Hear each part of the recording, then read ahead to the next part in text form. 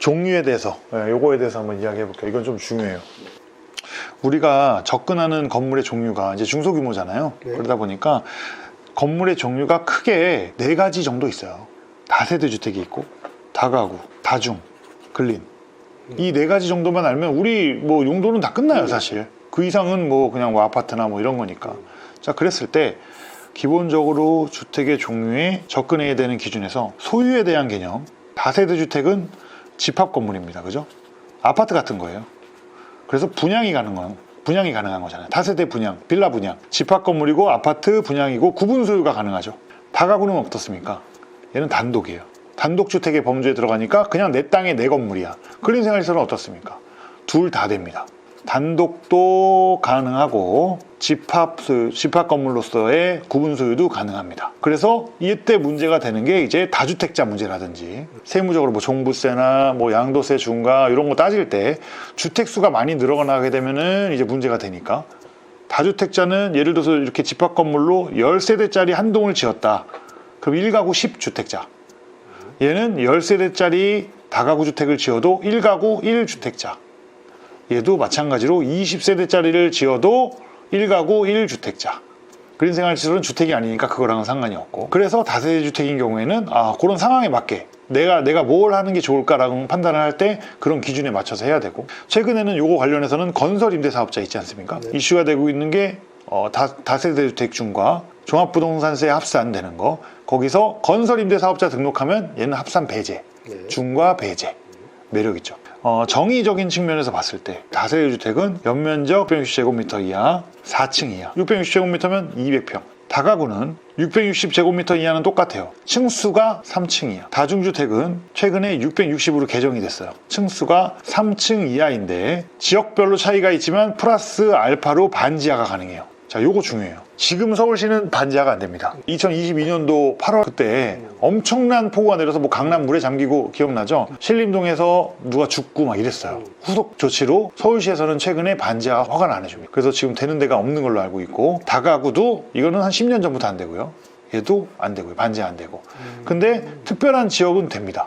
옛날에 혹시 다가구나 다세대 중에서 반지하 보셨잖아요. 네. 그래서 왜? 라고 했는데 그때는 됐어요. 그때 2012년도인가 또 수해가 한 번 났어요. 한 10년 전에. 20년 전에. 그때 얘네 둘을 막았어, 내 기억에. 그 뒤로부터 허가가 안 나, 얘네 반지하가. 그러다가 지금은 다중은 됐었는데 그런 이제는 얘까지도 그냥 없애라 라고 해가지고 이게 2022년도에 지금 현재로서는 안 되고 있는 추세. 요거 관련해서는 사실 이제 희소 가치가 있을 수도 있어요. 신축인데 반지하가 있다. 이런 거는 어떻게 보면 신축 매력적이긴 하죠. 사실 반지하 살고 싶어서 사는 거 아니거든요. 그렇죠. 돈에 맞춰 사는 거지. 싸니까 사는 건데 그런 싼 사람들이 들어갈 공급이 이제 좀 덜 되고, 그러면 그 사람들이 사실 위에 지상층에 있는 사람들의 가격을 올릴 수도 있어요. 얘는 당연히 지하 가능하고 면적적인 제한은 없습니다. 다만 면적이 너무 커지게 되면 예를 들어서 뭐 1000제곱미터 이상은 뭐 업무시설이다. 가끔 다중주택인데 3층 이하의 반지하 좋은데 가끔 5층짜리 반지하에 막 5층짜리도 있고 6층짜리도 있고, 다가구 주택이라고 하는데 5층인데 다가구 주택이래. 네. 있죠? 네. 두 가지 케이스예요. 네. 자, 첫 번째는 뭐냐면 이거는 계층이야, 계층. 필로티는 빼는 거예요. 층수에서 빼고 다락도 빠지는 겁니다. 얘도 마찬가지고. 근데 6층짜리 다세대도 보셨을 거야. 네. 6층짜리 다가구도 있어. 다가구 플러스 근생, 층수 제한이 없이 올라가고, 그 다음에 그 위에 다가구 주택은 3개 층만 맞추면 돼. 다세대는 4개 층만 맞추면 되고. 그리고 여기서 플러스 또 하나를 알아야 되는 게 도시형 생활주택 들어봤죠? 그래서 심의를 통해서 층수 완화가 가능합니다. 한 개 층 완화가 가능해요. 그리고 자, 플러스 1층 필로티까지 가면 이게 6층 아닙니까? 그죠? 6층이 넘어가면 소방법이 강화돼 가지고 스프링클러를 넣어야 됩니다. 스프링클러를 넣으려면 저수조가 따라와야 돼요. 결국에 그러면 지하를 파야 되고 지하에 저수조 공사를 해야 돼요. 그래서 6층이냐 5층이냐는 굉장히 차이가 커요. 6층 건축과 5층은 단순하게 한 층의 건축비의 차이가 아니고 그에 수반되는 토목비와 건축비를 생각을 해야 됩니다. 그게 이제 좀 비싸야 말이지. 수억이 들어가니까 뚱뚱하게 차라리 5층만 올리는 게 더 좋지 않을까? 땅값이 비싼 동네면 괜찮아. 근데 싼 동네면 이럴 가능성이 굉장히 커집니다. 6층의 의미에 대해서 반드시 아셔야 되고요. 자, 그 다음에 대지 안에 공지라는 게 있어요. 이 대지 경계선으로부터 건물이 띄어야 되는 기본 이격거리, 그 마감재 기준이에요. 그래서 마감을 기준으로 해서 마감까지 고려해가지고 건물이 이만큼은 떨어져야 된다. 그 기준이 차이가 있어요. 네, 다세대 주택은 일단 서울시 기준 1m, 그리고 나머지는 다 50cm인데 1m랑 50cm면 요만큼 차이인데 뭐 큰 차이야? 땅이 작으면 이거 굉장히 커집니다. 이만큼의 면적이. 다세대는 1m를 띄는 게 뭐 다른 일조권 이런 거 다 무시하고 1m를 띄는 게 대지 경계선으로부터 다 1m를 떼야 돼요. 그래서 사방 1m야, 그냥 사각형 땅 기준으로. 근데 얘네들은 사방이 아니고 인접 대지 경계선에서만 떼야 돼요. 도로에서는 안 떼어도 돼. 무슨 말이냐면 도로에 붙여서 지어도 돼요. 그 다음에 제일 중요한 거 이제 주차장인데, 서울시 기준입니다. 전용 면적 30제곱미터 이하는 한 집당 0.5대, 그리고 전용 면적 30제곱미터 초과 60제곱미터 이하, 60초과하면은 그 기준이 또 있어요. 근데 우리가 그런 사업을 할 일이 사실 그렇게 많진 않아요, 서울에서는.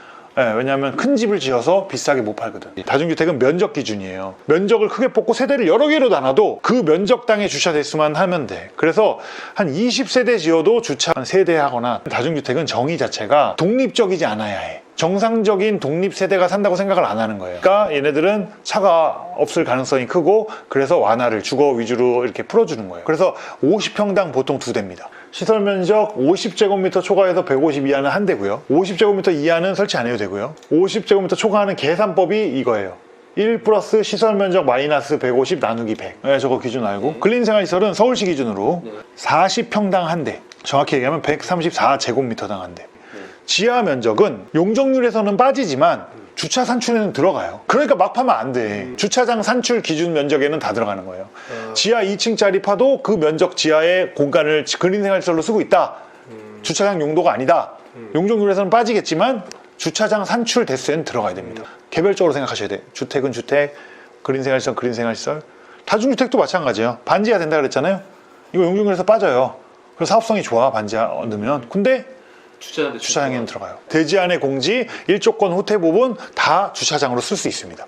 주차장에 쓸 수 있는 거는 대지의 경계선을 틀로 생각하는 겁니다. 자, 근데 또 하나 중요한 얘기 나왔으니까, 주차장으로 대지 안에 경계에 있는 거를 쓸 수 대지 안에 이렇게 다 들어와 있는 걸 쓸 수 있어. 요 안에 있으면 주차 계획은 돼. 근데 측량을 해보니까 이웃집 담장이 넘어와 있어. 건물 계획을 다 안 쳤어. 그래서 건축을 해서 해보려고 하니까 준공이 납니까 안 납니까? 그렇게 신축하면 준공 안 납니다. 그래서 측량해보고 잘 건물을 안 칠 때 잘 봐야 돼요. 대지 안의 공지는 경계를 기준으로 해요. 그러니까 무슨 말이냐면, 주차는 물리적으로 차를 댈 수 있음을 기준으로 하지만, 대지 안의 공지는 이웃 담장, 이웃 건물이 내가 침해를 했어도 지적상의 경계를 기준으로 50cm, 1m를 띄면 돼요.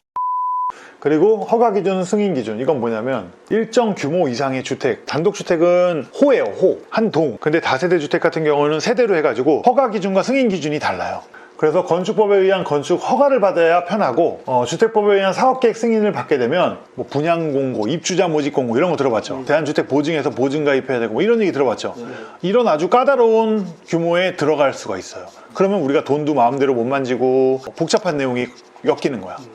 그러지 않으려면 세대수가 도시형생활주택 기준으로 29세대, 다가구주택 기준으로 19세대, 다가구주택 전원주택 단지를 조성하고 싶어, 또는 단독주택 단지를 조성하고 싶어, 이때 19세대가 넘어가면 사업계획 승인을 받아야 된다. 하나의 단지를 조성해서 다세대 주택으로 10세대짜리를 뭐 3동을 지었다. 그러면 사업계획 승인 대상이 되는 거고, 그 10세대의 각 동은 200평, 아까 제가 얘기했던 얘기 4층 이하나 그 기준은 다 지켜야 되는 거고, 그래서 그거는 피하도록 기획을 해야 돼요. 네, 시행을 할 때, 이제 기획을 할 때 이런 게 필요하다. 그리고 도로. 자, 도로의 기준 굉장히 중요하거든요. 우리가 얘기하는 도로는 흔히 헷갈릴 수 있는 게, 구분을 해야 되는 게 자동차 전용 도로 이런 거랑 구분을 해야 돼요. 고속도로, 무슨 올림픽대로, 그런 거는 자동차만 다니는 길이야. 사람은 다닐 수 없어.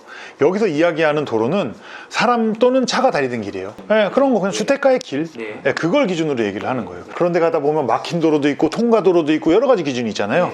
그 기준이, 기본적인 도로는 4m입니다. 우리나라에서 정하고 있는 도로라는 거의 기본폭은 4m. 근데 가끔 막다른 도로가 있어요. 좁은데 막 골목길이야.